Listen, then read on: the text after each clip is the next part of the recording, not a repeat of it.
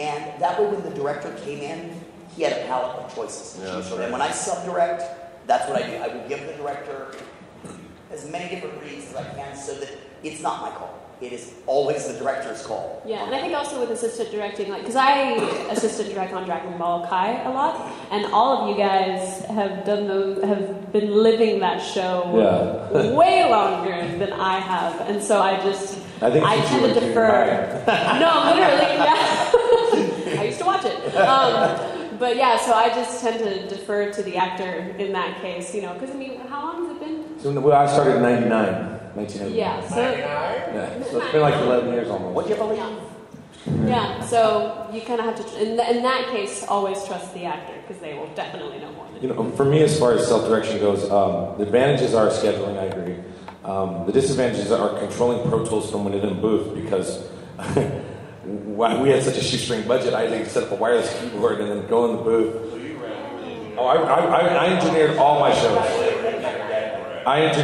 shows. And when I'm self-directing, I'm doing both. And so your brain, it's weird because when you're doing it, your brain's going, you can feel your brain going between left and right brain. It's like Pro Tools, Logic, back to emotion. Pro Tools, Logic, back to emotion. It's really, it's a really weird process. So for Sodom, it's really hard. And I'd be in the studio like 3 or 4 in the morning by myself in a booth going, what the hell am I doing? And especially we're doing Sodom to Destroyer. And by the way, this also bleeds into the topic of self-casting, and I think most of the directors here probably don't like the self-cast, neither do I, meaning cast yourself in a role. I happen to cast myself in a role because I could not find anybody to play this robot part the way I wanted them to play it, and so I played this robot part, which actually had a bunch of dialogue for Sodom into the Destroyer. So luckily it was a short series, it was only 13 episodes. Sodomize the Destroyer. No, Sodomitsu the Destroyer. Sodomize the Destroyer. And I had to play this robot guy. It takes place in West Hollywood. And he gets a helmet that gives the guy magic powers, and and you know, you're in the booth doing the lines, and you don't have that objectivity. And the thing I like about it though is that I get to do what I want, and nobody says, "Hey, I don't like that read. I don't like that read." I go, "I like that read. It's me." And you know, as far as about being OCD, I'm OCD when it comes to music and stuff. But when it comes to, I'm totally picky about music. But when it comes to, I have kind of a wabi-sabi attitude toward directing. Like, some people are really tight about mouth flap. Wabi-sabi is kind of a Japanese word. It loosely, artistically means perfect imperfection. And so I like it when the flap is a little loose, and I like it when the acting's a little loose and not so diction-y perfect, because when we're all talking here, that's how we sound. So I don't want it, I like it to be a little more natural, and sometimes things sound natural, but still acted. And so I'll be okay with the funny pronunciation sometimes, or maybe the flap goes over a little bit, as long as it doesn't distract. Because when you're watching something, I will go for a better read that sounds natural, that doesn't flap quite right, over something that flaps better. Because you don't look at everybody's mouth when you're talking, and I want tight flap, but at the same time, if it flows real nice and it works and it's not going to work any other way, and who doesn't want a tight flap? Well, you know what? There's the 3 things. It's the most important is what you say, then it's how you say it, and then it's the flap. Yes. They're all important, okay? You don't want a Kung Fu Theater looking dub. But what you say, writing, content, how you say it, acting, and then the flap is third. But like, same thing with this self-directing. I direct myself and record myself all the time, every week. And that's the thing, I think, like Richard was saying, I'm just so used to it. Like, I've done it for so long, I'm totally comfortable doing it. I don't cast myself in lead roles in things that, I'm directing, but I get cast in lead roles in things that I'm directing sometimes.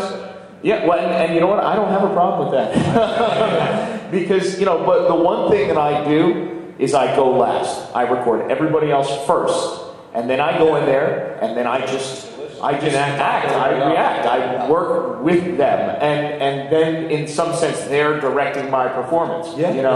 So that's. You guys do auditions? You guys do auditions like when you travel and stuff like that? You do auditions? Yeah, some. Okay, well you have to self-direct on that, don't you? Sure, absolutely. Okay. Yeah, I mean it's when you go in the booth, you do an audition. Even when you go in the booth to audition, sometimes the director doesn't give you anything. Yeah. You have to self-direct yourself.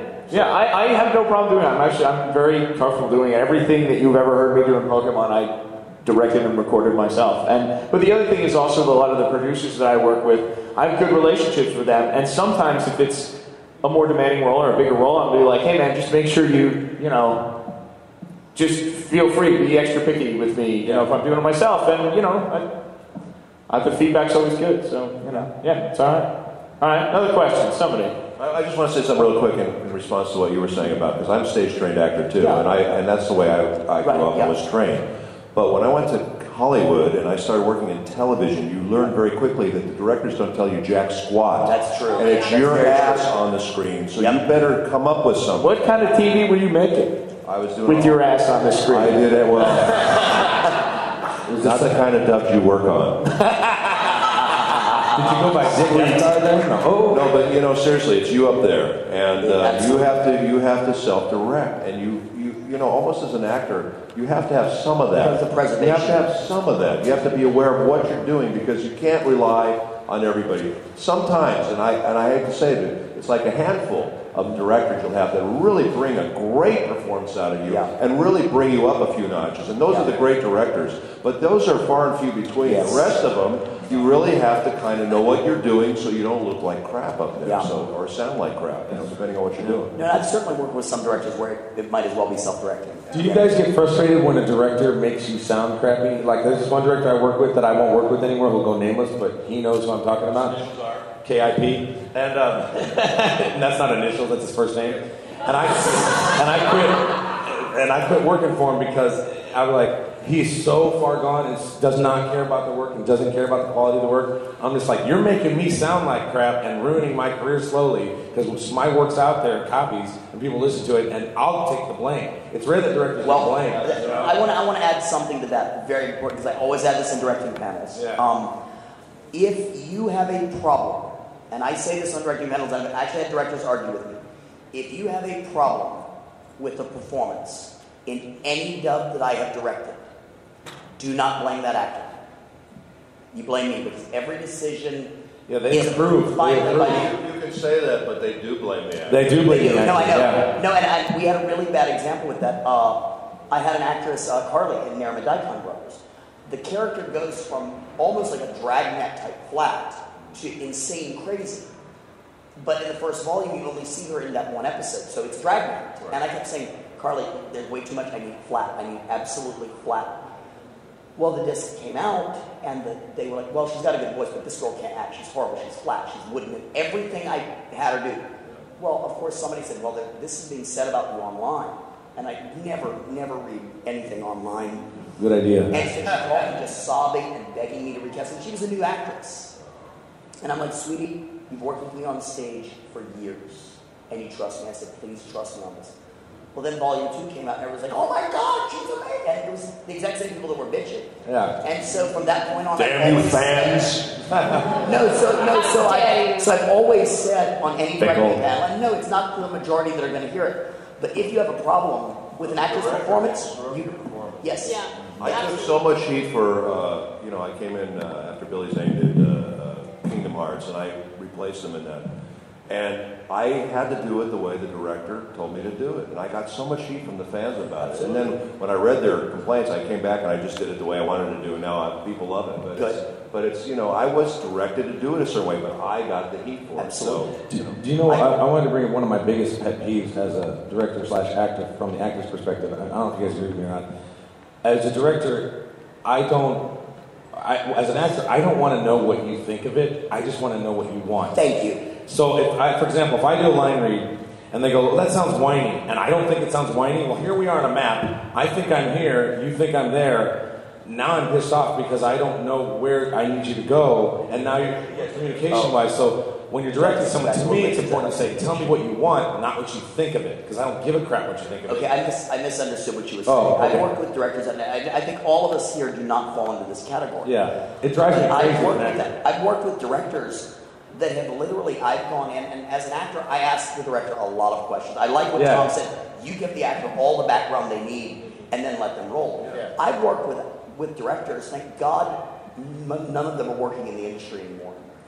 But I've said, okay, I don't understand what's going on here. And the director said, I don't know, I haven't watched this yet. Yeah. Oh, jeez. Or walking into sessions and they're like, so what's happening here? I'm like, I don't know. I haven't seen this yet. When you're the actor, especially being the actor, in a dub, you know, where you only see your character's scenes and lines. So sometimes if they don't give it to you, you're not going to know what the hell's going on in the show. Yeah. But that's also a thing slightly different as an actor. You got to have the presence of mind to ask. They're not telling you, and you feel unsupported. You got to be like, wait, excuse me, who is this person that I'm talking to, and why am I saying this? Yeah, but some directors don't even want to begrudge you that, because I ask a lot of questions. They're like, I don't know, and that's why I don't work for that other guy. I'm like, no, we're gonna do this right. We are gonna do it right, or I'm not doing it.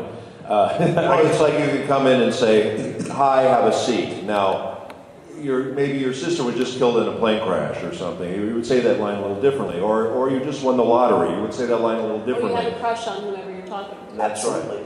Or or your colostomy bag broke. I mean, whatever is happening in the scene, it helps you deliver the line and know what's going on. It seems like a, worthless line. I've had a director one time, another one who's no longer working, and I kid you not, pardon if there's anyone underage, but I've had a director, and he worked for a long time. I would come in, and he'd go, okay, this show's a piece of crap, just get in there and we'll knock this out. And my thought has always been, as a director, your job of theater, film, ADR, I don't care. Your job as a director is to excite and inspire your cast. You're the captain of the ship. Exactly. And if you say, well, this is a piece of crap, how am I as an actor supposed to feel good about what I need to do? Yeah, it's like, why if the director doesn't care? And when you were talking down there about directors not caring, I was like, amen. The director sets the tone. Absolutely. The whole thing. If the director is a grumpy pain in the butt, then it's not going to. Your work is going to suffer. And so that's why you always try to be pleasant. I always try to have fun when I'm directing the actors so that they feel good. And the reason is, people go, "Oh, you have a lot of fun in there." I go, "Yeah." The reason is because the actors feel more comfortable, and when the actors are more comfortable, they're going to be more creative. You're absolutely. I've seen directors yell at actors, and I'm going, "Why are you yelling at actors? Because all you're going to do is shut them down." I walked home when a director yelled at me. I went home. It's a very social job, and especially a lot of us. It's great, because. I mean, listen, some days, you work and it does feel like you got run over by a truck because it's, rough schedules and you're dealing with stuff. But some days it's like that you were hanging out with your friends all day. I get to work with people like Sean. Sean is my friend, so that way, at work, we'll work together and it's like you're hanging out, so that is, and that something also for me, I chat people up a bunch usually before we get started. And just to kind of get everybody loose and, and kind of, just set a comfortable tone. And then, okay, now let's get to work, Yeah, when I get to play in the booth between takes, I come up with such better stuff. And I have some directors that just don't want me to do it. And it's part of my creative process, like not wearing my shoes. It's these organic things that I do that make me feel like I'm in the sandbox, And then I let the director rein me in a little. I've worked with a couple of directors, and I love this method of working. One was a director named Scott McLennan when he was at ADB. He was always given B and C list titles. And any time I didn't realize until well after the shows had come out that they'd been considered B and C list. And this is something that I took with me. He was my first producer, was my mentor producer. Every show Scott worked on, when you came into the studio to work with him, you were absolutely convinced you were working on the best and the most important show that studio had coming up, and he treated everything that went out of the door with his name on it like it was the most important thing the studio was coming up, and that is infectious to an actor. Totally. You couldn't ask him a question that he couldn't answer. Totally. It absolutely is, and I to kind of generalize about what you're saying, I absolutely agree. I mean, ultimately, what you're doing is creative, and as a creative mind, it is your responsibility to make something out of what you're given. Now, no, not everything you're going to work on as a director is going to be, The Iceman Cometh or Death of a Salesman. No, but it's your responsibility to find something about the project or the process or the people you get to work with that makes it fun and worth everyone's while. Otherwise, you're simply in the wrong business. Right. You're expecting everything else to do the work you should be doing, which is using your imagination to get yourself through, not expecting everything to just fall in your lap. Does that make sense? I mean, that's exactly what I think the difference between a good director. I love getting a crappy show because I love the challenge of making a crappy show awesome. Yeah, right. It's this is going to be great because now we're going to make this even because it's not going to suck now, Yeah. The great shows are easy to direct because they're awesome and the writing's great. Like, I can do this really easy, but the crappy ones, you're like, how can we make this awesome? And that's when you get to be really creative. So. Yeah. And next question. I'll let somebody else pick because I don't want to pick. I don't like picking. Oh,